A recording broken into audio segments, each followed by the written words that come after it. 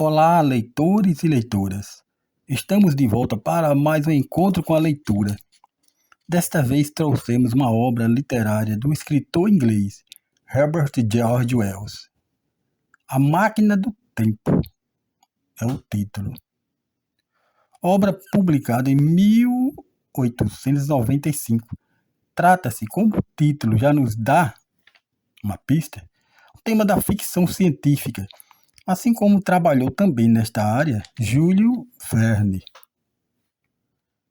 George Wells era um partidário das ideias socialistas, as quais ele projetou no conteúdo desta referida literatura. Então, como se observa, cabe ao leitor, à leitora, realizar uma análise lá na obra lida, seja na literatura, na filosofia. Isto implica aplicar, processar o nível do seu conhecimento do mundo para perceber as influências e as inferências necessárias. No livro também o autor menciona temas relacionados com as ideias de Charles Darwin, no que se refere à seleção natural dos seres viventes no planeta Terra. A visão de mundo do autor de uma obra, seja filosófica ou literária, na maioria das vezes está presente, deixando a sua marca, a sua crença, a sua crítica da sociedade que ele vive. A concordância e a discordância são partes integrantes do leitor crítico, participativo, atuante no jogo da interpretação e da compreensão textual. Espero que possam ler o citado livro assim que tiver oportunidade, para também tirarem as suas próprias conclusões. Desejo desde já boa leitura. Vamos agora fazer um resumo da obra lida.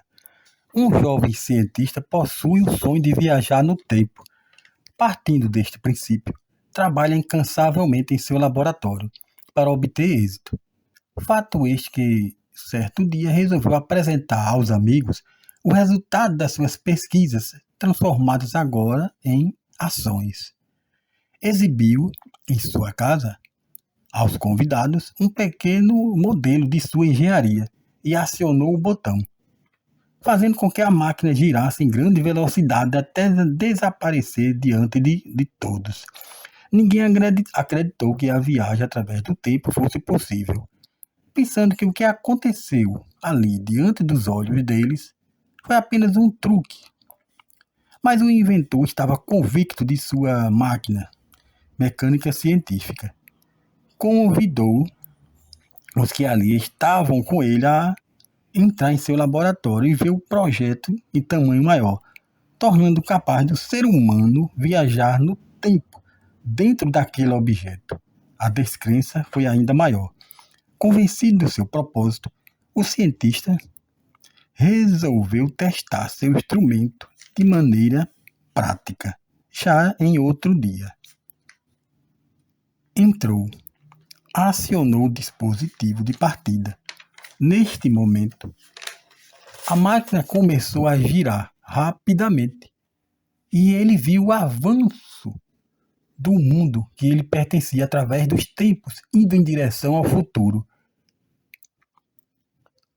Quando já viajava há bastantes minutos, resolveu desligar o dispositivo, fazendo com que a máquina parasse.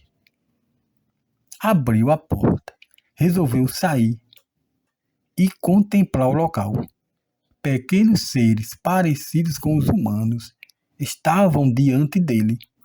A aparência física também era muito semelhante entre todos.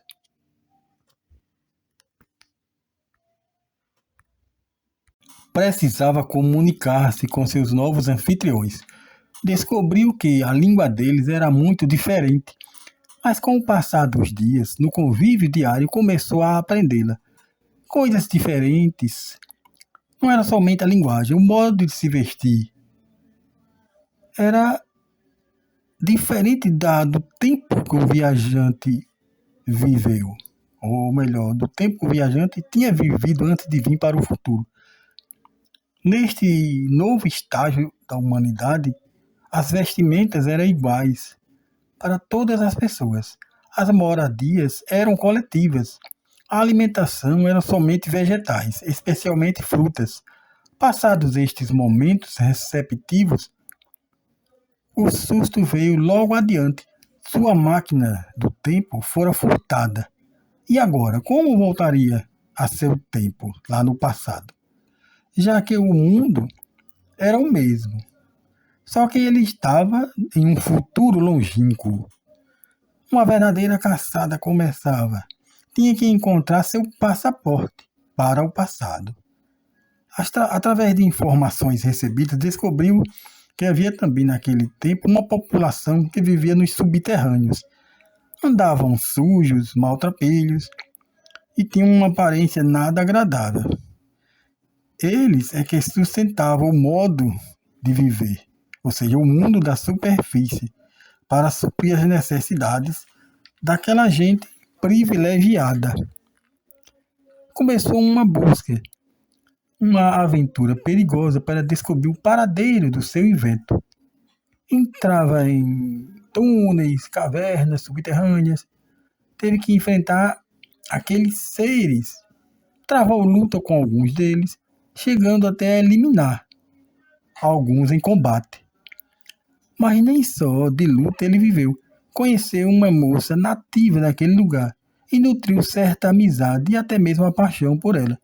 Mas infelizmente ela morreu em um incêndio na floresta.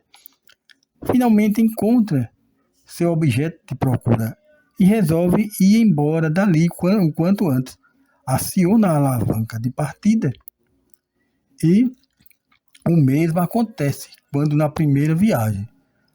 Mas, empolgado para ir embora como estava, não observou que fora novamente para um futuro mais distante ainda.